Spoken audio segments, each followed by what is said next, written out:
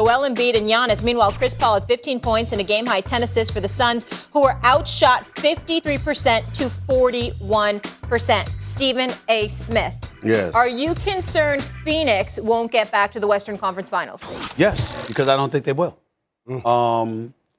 Listen, I respect the greatness of CP3. I think CP3 is one of the top 5, top 6 point guards of all time. Surefire first ballot future Hall of Famer. Wherever he goes, teams get better. And he's a quintessential leader. And I love me some Devin Booker as well. I got to tell you something, Jalen. I like the young talent on the Phoenix Suns. I really, really do. I mean, I like Bridges.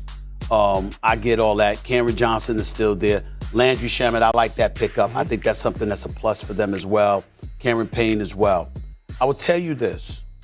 There's certain teams that you look at, and you know this, where you feel like that was their moment. And if you miss it, you miss it. There are other teams that you say they'll be back, but there's certain teams like that's their moment. I believe in Monty Williams, James Jones, an executive. I'm so proud of him. Me too. Okay, here's my deal. You didn't reach a contract extension agreement with DeAndre Ayton. Yeah, that's not, people acting like that's not a big deal, but it is.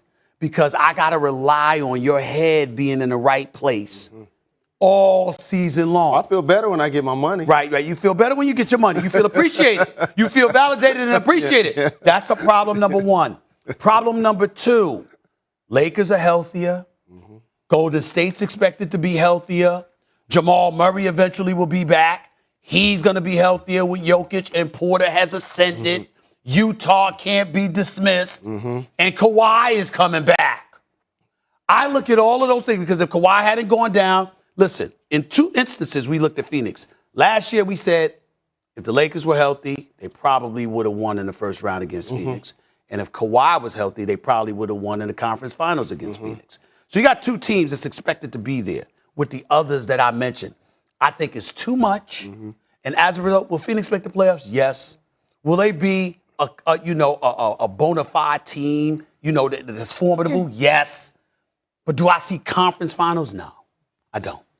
Not conference finals either. Not conference finals. I agree with that. I have to agree with that. I was thinking NBA finals, and then when you said conference finals, you made me take it a step further. Yeah. And as you acknowledged, injury is going to play a huge part. Right. What's going to happen with Jamal Murray with the Denver Nuggets? What's going to happen with Kawhi Leonard and the Clippers? What's going to happen with Klay Thompson in the Golden State Warriors? And I know how much watching the Golden State Warriors, and I think Jordan Poole has a real good chance to be most improved player. That's right. But I do think that was Phoenix's opportunity. I really do. And I think the Utah Jazz are actually going to be the team that can have an opportunity to ascend behind the Lakers. I feel like the Lakers are clear-cut the best team, not only in the Western Conference, and I'm going to make sure I say this out loud, in the entire NBA. No concerns after what you saw? I got to be in the final. Yes. I got to be in the final. Yes. No, I have no concerns about the Los Angeles Lakers once they get all of their parts back healthy. And so based on that dynamic, I agree with you. The Phoenix Suns won't likely be in the Western Conference Finals or the NBA Finals. But this is also what I'm going to need. It's going to be a couple of players that's going to really sway like what happens in both conferences that we didn't necessarily mention. Cool. And it's going to be based on their performance.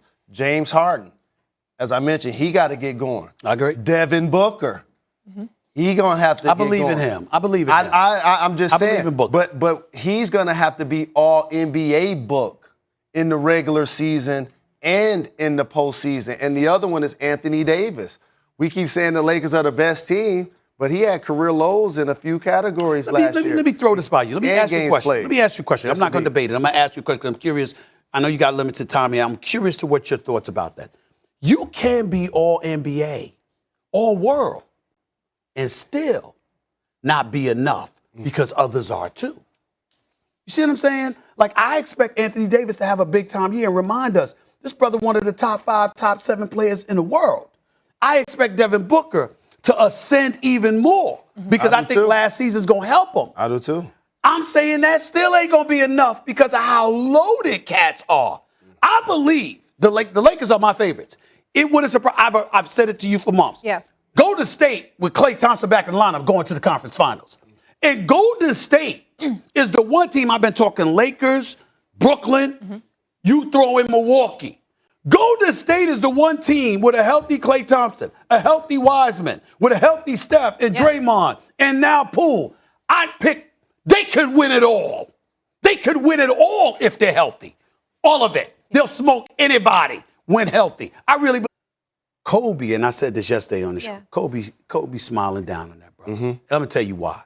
Because he personifies everything you want to see in a champion. He don't run from the naysayers. He doesn't run from the criticism. He embraces it, accepts the challenge, and overcomes. And then you saw him on opening night. He was emotional, got the ring, whatever. And then immediately all of that changed. This is done and over with. I got another championship to chase. The focus, the mindset. It's what we love about basketball when we see champions acting that way. Giannis personifies that. Mad love and respect to him. And I think that Milwaukee is obviously one of the top 4 teams in the NBA. There's no question. I'm not throwing no shade. But let me be very, very clear with Jalen Rose and I are on opposite ends of the ocean with this. I slept on this one. Let me tell you something right now. Let me tell you something right now. The Brooklyn Nets with those 3, ain't nobody beating them. Nobody. They winning the chip. And I went as far as to say, and I know you're going to hold me accountable. October 21st. With KD, Harden, and Kyrie healthy, if they're together, ain't nobody beating them. Nobody. That's number 1. Number 2, even without Kyrie, I believe they would beat Milwaukee. I really do. See, that's where you disrespect Giannis in the Bucks. Whoa. You 6'8", man. Sit down, bro. You 6'8". Sit down. So let me get this right. If Kyrie Irving does not return, you're saying the Nets will eliminate the Bucks from the playoffs. I believe if KD and James Harden are completely healthy and play the season together, they will beat Milwaukee. See, that's why I want to just heap praise on the Bucks, because people continue to underestimate the greatness that is Giannis. I'm not underestimating. He's making his free throws now. He's making dribble-up threes now. When I said this yesterday, you know what your immediate response was?